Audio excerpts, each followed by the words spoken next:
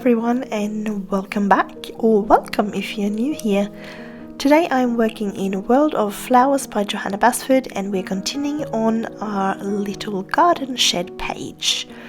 As usual, I will be using my Polychromos pencils, however I will also be using a Derwent Drawing Chinese White pencil as well for some blending.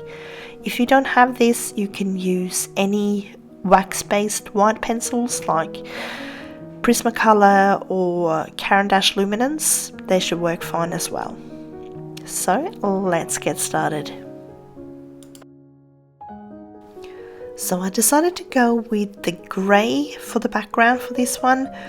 I know this grey too doesn't necessarily show up too well on camera, but it's definitely there. So I'm just going to lay down a layer just for the entire background. There's nothing really you need to skip, so just put it down nice and light, and then we'll obviously go in and darken up the shadows with some of the darker tones and around the edges as well.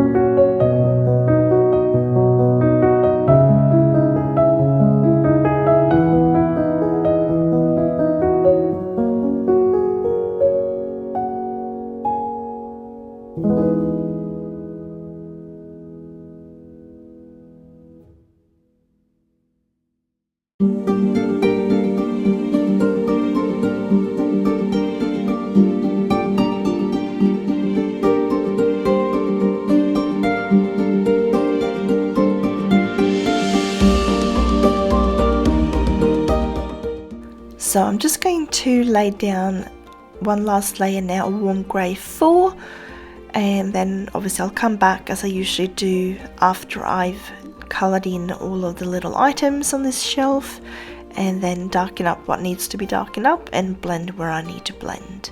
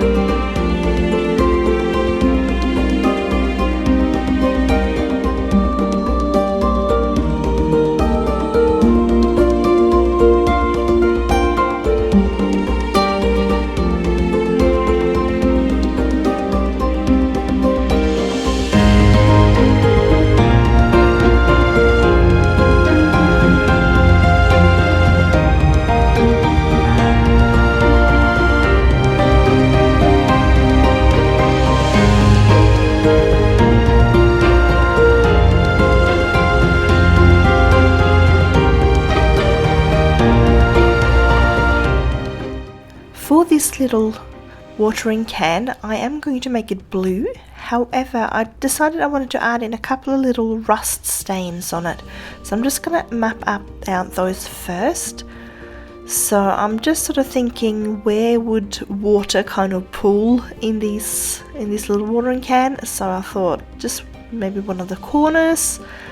And I'm also going to add in just sort of where the spout starts sort of coming out of the watering can itself, because usually there's like a little area there where there might be a little bit of water that sits. So I'm going to put that in here, and then I'm going to add a little bit more just to the top of the rose, which is like the actual end of the spout. And I think that's it. I'm sort of thinking that's probably the most logical spots for water to accumulate and then rust to start to form.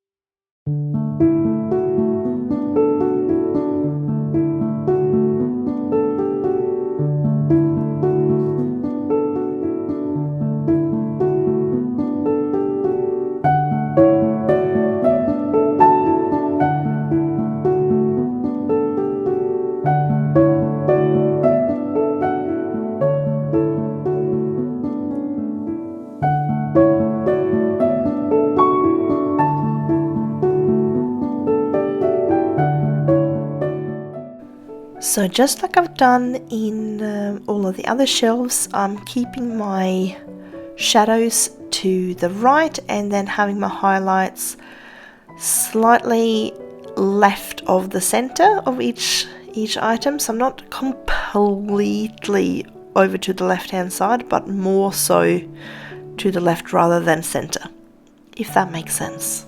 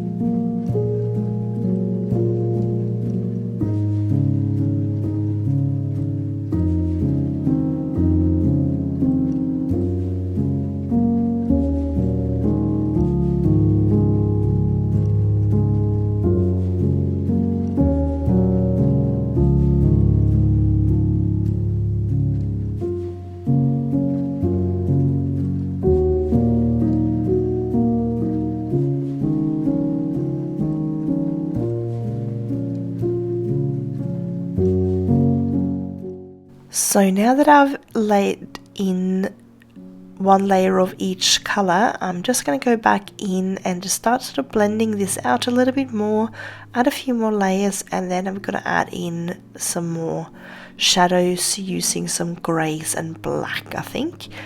And then again, more layers until I'm happy with how much sort of white we're getting through. I'm going to try to get as much layers as I can so we don't have too much white shining through the paper, and have a nice contrast between our shadows and our highlights.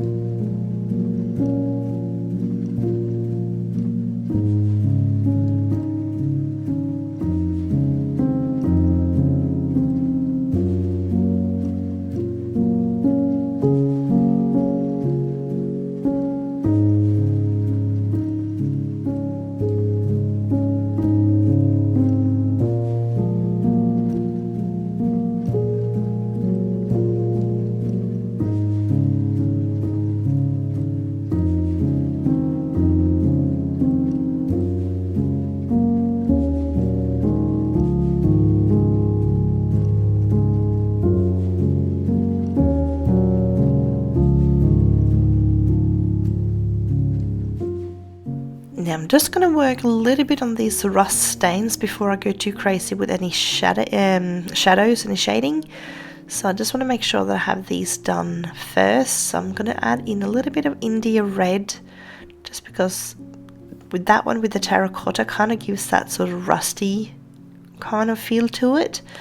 And then I'll add in some browns, I think. Maybe, I reckon some burnt sienna, maybe some brown umber for the really, really dark parts. And then we'll see which other colors I'm adding in for the lighter parts.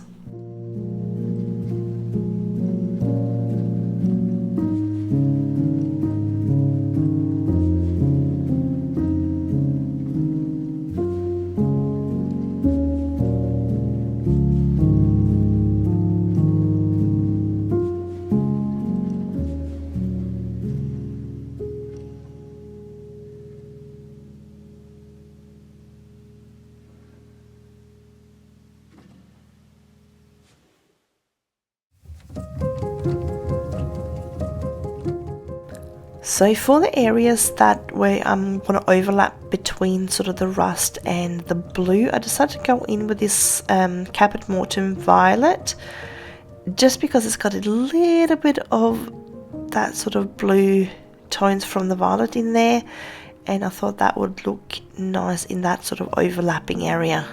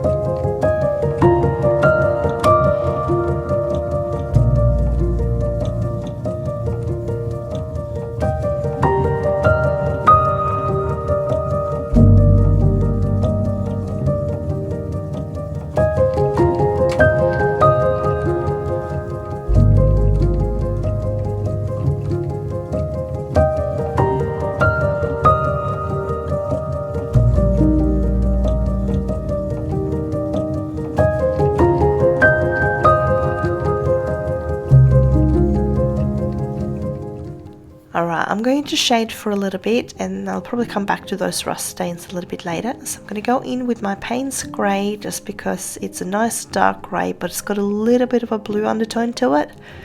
So I thought that would work out well together with our blue tones. So I'm going to lay down a fairly light layer. I'm not pushing down very hard. You can always add in more. So I'm going to do this first, and then I'll probably add a layer of black, I think. And then I'll come over with a bit more of our blue tones, just to really sort of blend it all in and make sure that it's the blue that's coming out more.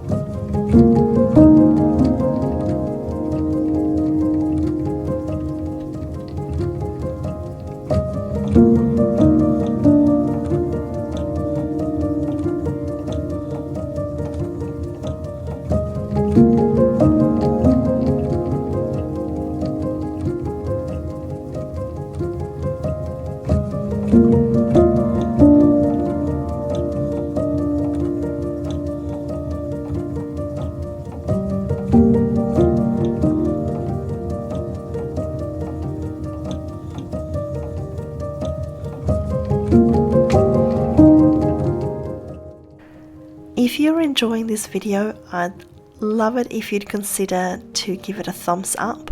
It really helps the video get pushed out to a broader audience and in turn helps my channel grow as well. If you're new here and you're enjoying what you're seeing, I'd love to have you subscribe. If you hit the bell notification, you'll also be notified whenever I post new videos. I try to post new contents roughly every 4 days.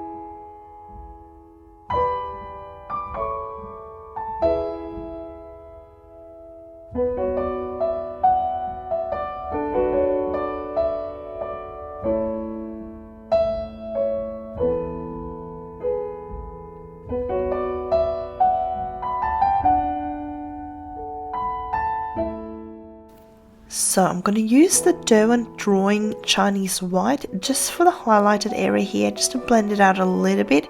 I just didn't want to go in too dark with this. I love these white pencils. It is just so much more opaque compared to the Faber-Castell Polychromos white, and you'll even see that when I'm sort of going on top of anything that's black there, it actually mutes down that outline a little bit as well. So I'm still going to go in with my Sakura Gelly roll, which I usually do, and remove some of those outlines later on, but I'll do that towards the very end of the video.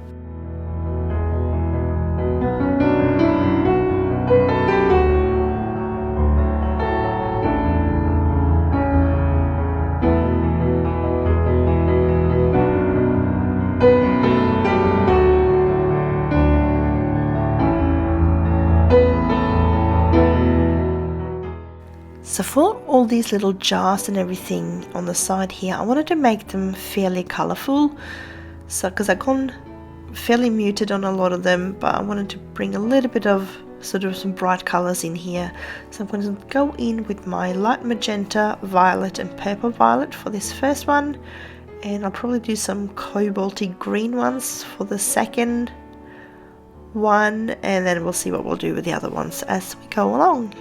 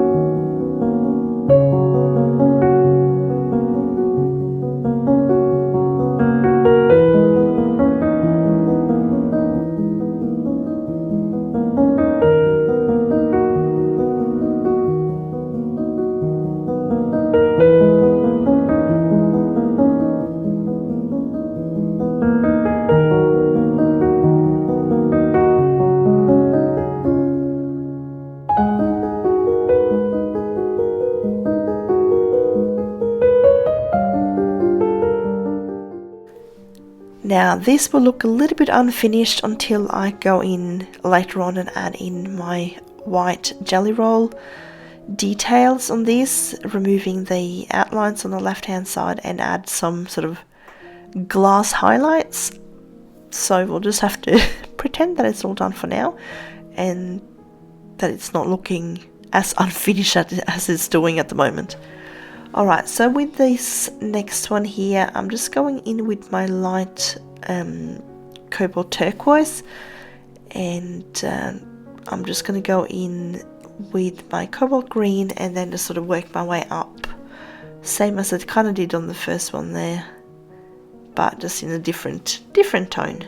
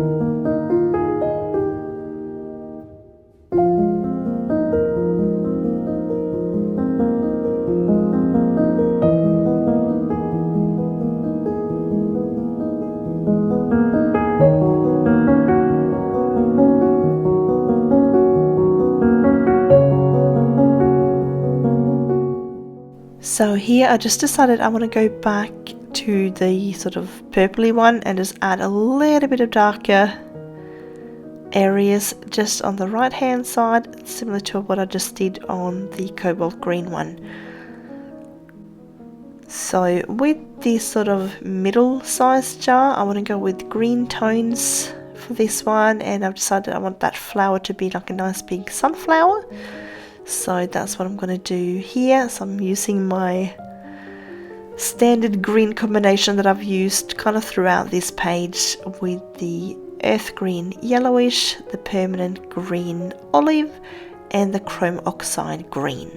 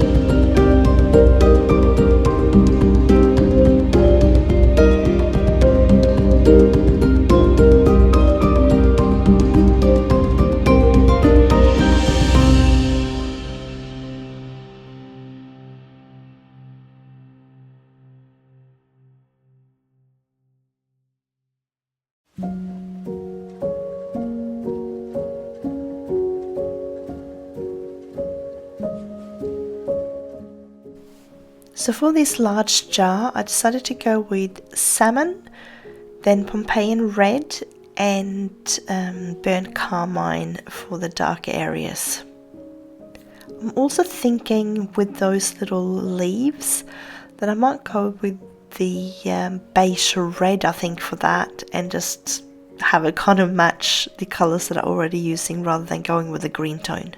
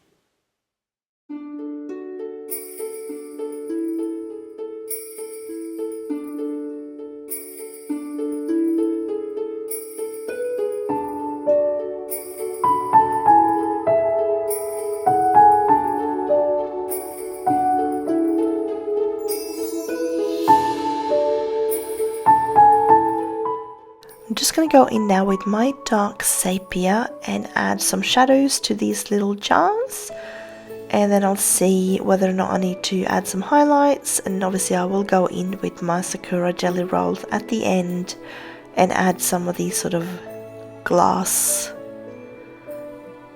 highlights that I usually do, so there's little lines and things, so we'll see what we end up with doing.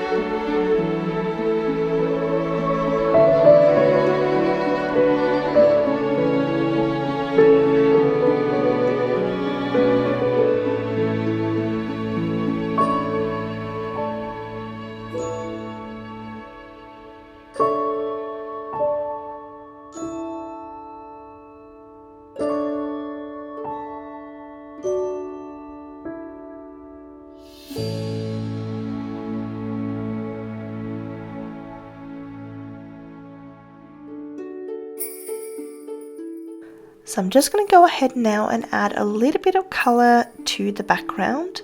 So I sort of wanted to kind of match the jar or the item that it's next to. So I'm going in with the beige red here right next to the sort of reddish jar, and then I'll probably use some of the turquoise, the blues and the greens next to the other bottles.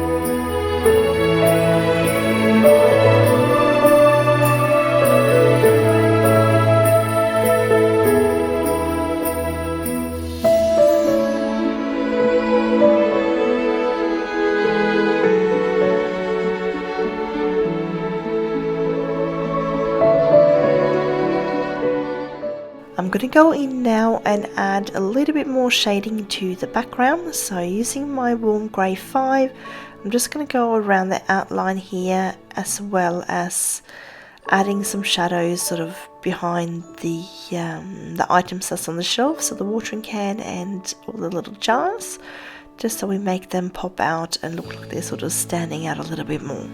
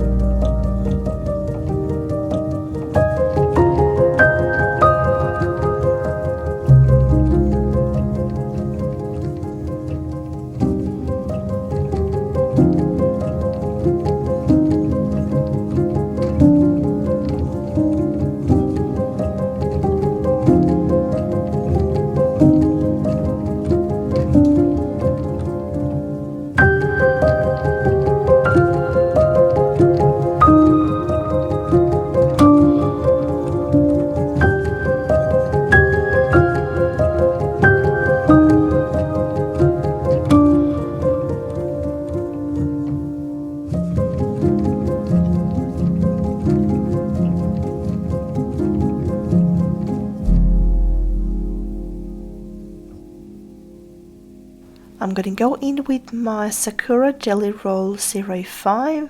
So this is the one that I use to remove certain outlines. I like the 05 because it's not super heavy, so you can still sometimes see a little bit of the outline shining through, but it really mutes it down and gives it that sort of rounded shape that I'm after. Now, I had someone comment that they had some issues with the tip sort of drying really quickly. It does, because it's so fine, it does dry fast. However, I just tend to just give it a bit of a squiggle on the back of my hand, and that seems to help a lot. So try not to stop too much. Every time you stop, that's when you'll find that it will dry, and you might need to then just run it on the back of your hand. I find that helps better than trying to run it on another piece of paper, and just try to work as fast as you can without stopping.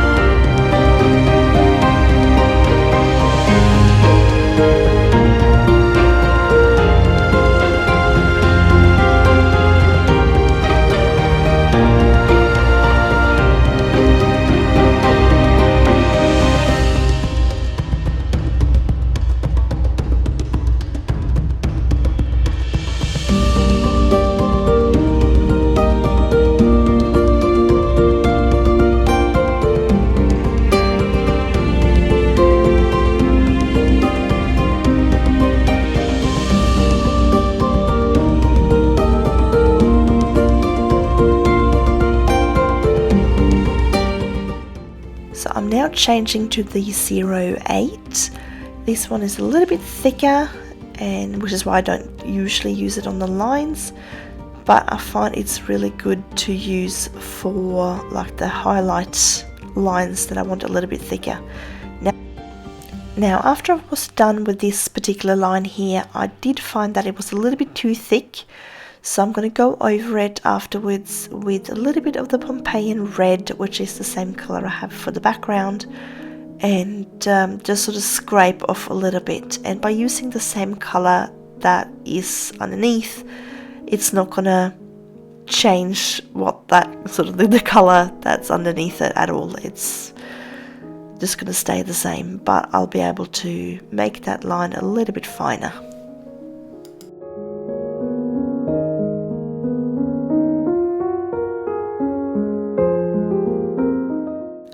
I also ended up adding in a little bit more of that Derwent Drawing White, just this sort of highlighted area here, as I just felt it was a little bit too dark. I'm not sure how well it shows up on camera, but it does make a difference.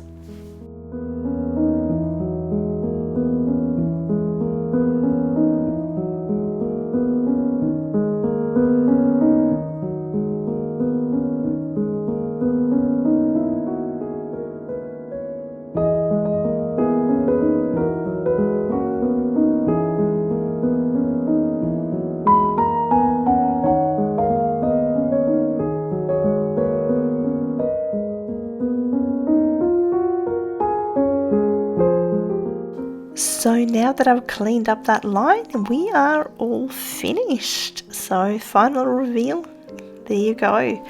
I hope you've enjoyed following along with me today.